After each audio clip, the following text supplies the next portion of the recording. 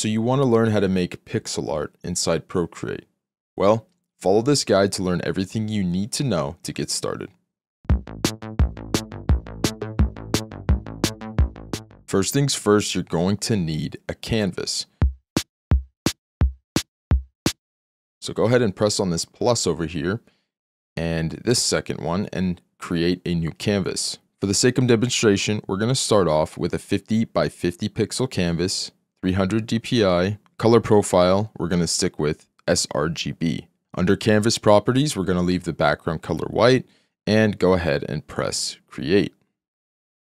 It's going to jump you right into your new 50 by 50 pixel canvas. If we come over to our wrench here, go over to canvas, choose drawing guide and edit drawing guide, we can make a grid that perfectly matches the 50 pixels on our canvas.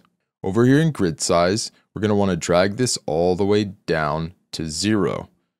Now 0 doesn't really exist, but it will make a 1 by 1 pixel grid on top of your canvas. Just zoom into the corner here and make sure that it's aligned. For this, I'm going to turn up the thickness and the opacity so that it's easier to see on camera, but you can adjust this to your liking. I'm also going to change the color from white to a reddish color. That way I can see when I'm using black pixels or white pixels, I'll still be able to see the grid behind. Press done to apply. Now you can see we've got our pixels mapped on the grid. So the next thing we're going to need is a brush for this new pixel canvas. I have a few pre-made brushes here, but let's go ahead and make one from scratch so that you can have your own pixel brush.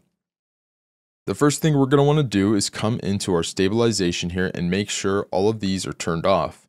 By default, when you make a new brush, they are turned off, so you shouldn't have to worry too much about that. Also make sure that you have no taper on the brush. And here's the important part, the brush shape. Since we're going to be working in small pixel sizes, we're going to go ahead and make a custom shape source in order to avoid some pitfalls with brushes at a 1 pixel size. Let's say we decide to use just a white square for our shape source. That seems like it would make enough sense, being that if you scale it down, it will be 1 full pixel, right? The issue with this is if you're not directly in the center of a pixel, it will mark all of the pixels around it as being filled with ink. So you would have to be very careful to press exactly in the center if you wanted not to make these large blocky shapes. To avoid this, we can create a smaller than 1 pixel size brush so that we have a little bit more freedom to move around. To do this, you're going to create a temporary canvas. Let's go 2100 by 2100.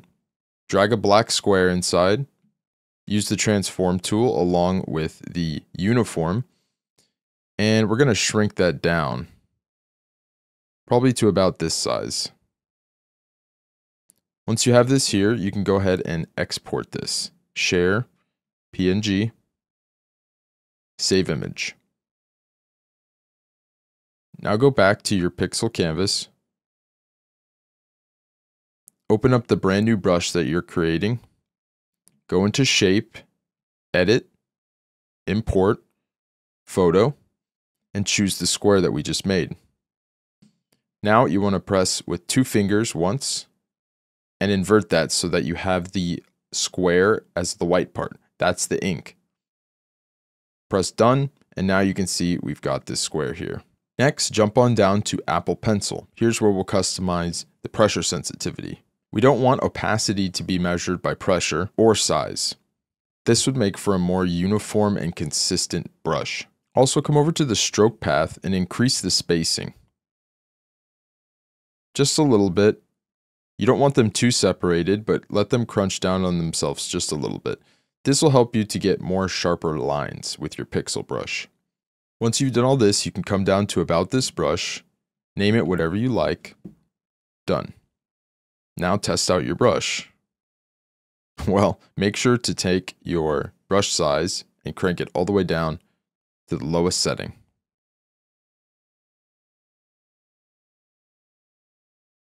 Much better. Now you can see, even if you don't press exactly in the center, it's not going to fill those 4 squares. This allows you to be slightly less precise and still be able to hit your pixels. Now that we have our canvas, grid, and brush set up, let's go ahead and create something. I'm going to make a sword.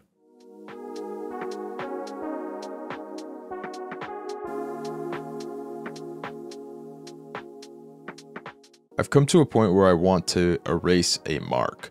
And to erase a pixel exactly, what we're going to do is just move our pixel brush over to the eraser slot. Tap and hold on the eraser to have your pixel brush applied to the eraser. And make sure to turn your size down as well. Now I can just use it as normal to erase pixels.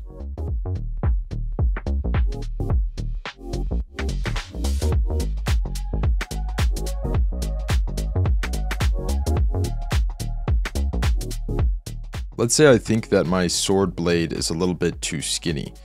We can use the selection tool just like you normally would in a Procreate project, and the pixels should snap into place. I'm going to go ahead and widen this by selecting the left part of this blade.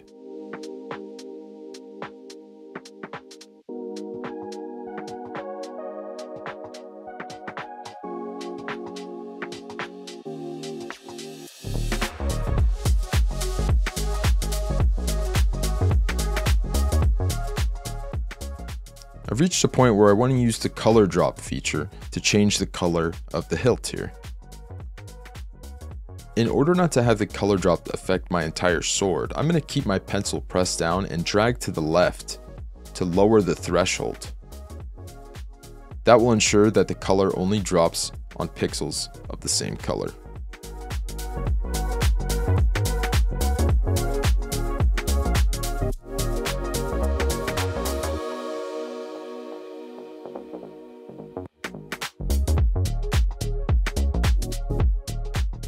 I'm going to go ahead and add a shadow to this so that it looks like the sword is set down on an object. To do that, I'm just going to duplicate my entire sword, press alpha lock, and change the color to black.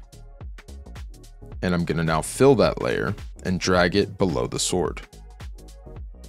Now with the direct selection tool, I'm going to move those pixels down one. And you can see that it's made it a little bit thicker, but once we go into the layers and lower the opacity, you'll see that we now have a nice soft shadow. Now I'm going to come to canvas and turn off my grid.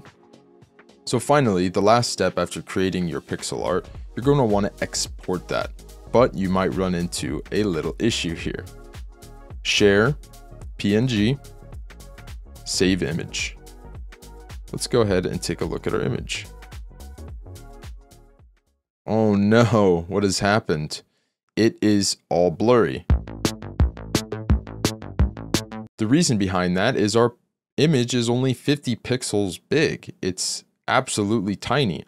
So if I were to pinch this down to 50 pixels, oh wow, look at that. It looks great again. Now, since we use such a small pixel grid so that we can make pixel perfect images, we're going to have to find a way to resize that image without losing the clarity and crispness of the pixels.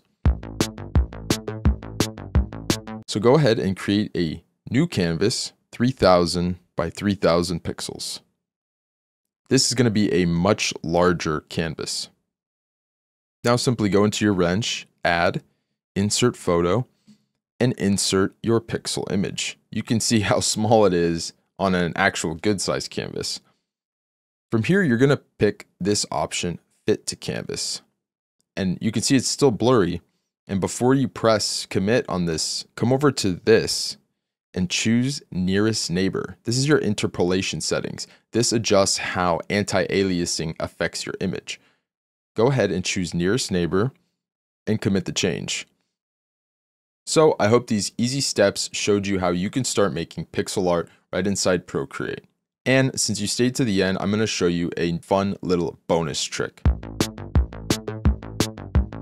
Open up your pixel art on your new larger canvas, and we're going to do a little bit of post-processing and effects on this. Since now we have more pixels to work with, we can add stuff like texture, noise, grain, and although this does take away from the true pixel art, what it does do is it adds your own flavor, your own style, your own textures onto that pixel art. First, I'm going to come over to color balance and let's play with this color a little bit. This will not only affect the color of your sword, but also the outline pixels, which can make for a pretty nice effect. If you tap anywhere on the screen before you commit the changes, a button pops up that says Preview. This will show you the changes that we made. It's subtle, but I like it. The next thing that I'm going to do is add a little chromatic aberration. If we over-exaggerate this, you can see that it separates the color channels. But we only want a little tiny bit of it to give it a nice blur effect. I think 3% looks good. If we zoom in, you can see that it's slightly offset the color channels on these pixels, just making it a little bit more pleasing to the eye. The next thing I'm going to do is come in here and add some noise. So let's zoom in to see what we're doing. And I normally like to turn the octaves up a little bit, turn the turbulence all the way up, the scale a little bit up, and then slide here to add the noise. Now we don't want to overdo it. Noise can be overdone pretty easily, but I really like to add noise. So for the camera, I'm going to turn it up a bit higher than I normally would, but I want it to come through for you guys. Normally I would do about 4% noise, but for the sake of this, I'm going to do 12 so that you can still see it here. We've done just a few things to really enhance this pixel artwork. And you can see the before, very clean pixel art, and the after, the little bit of noise and texture. I've had a lot of fun experimenting with this the last couple days, and I think I'm going to do a whole series. I probably will do some potions and all kinds of little game assets because I think it would be really fun, and aren't they just so cute? So I hope you enjoyed, and I hope this gets you started on your pixel art journey. If you learned something new, please press the subscribe button, like the video, save it, come back to it later. And if you want more cool tutorials, if you want to download my pixel brushes for free, go ahead and jump into my community over at VisualTimmy.app. The link will be in the description. You can join for free, get access to videos, creativity articles, Procreate tips, all kinds of stuff like that. So, hope to see you there, and until next time.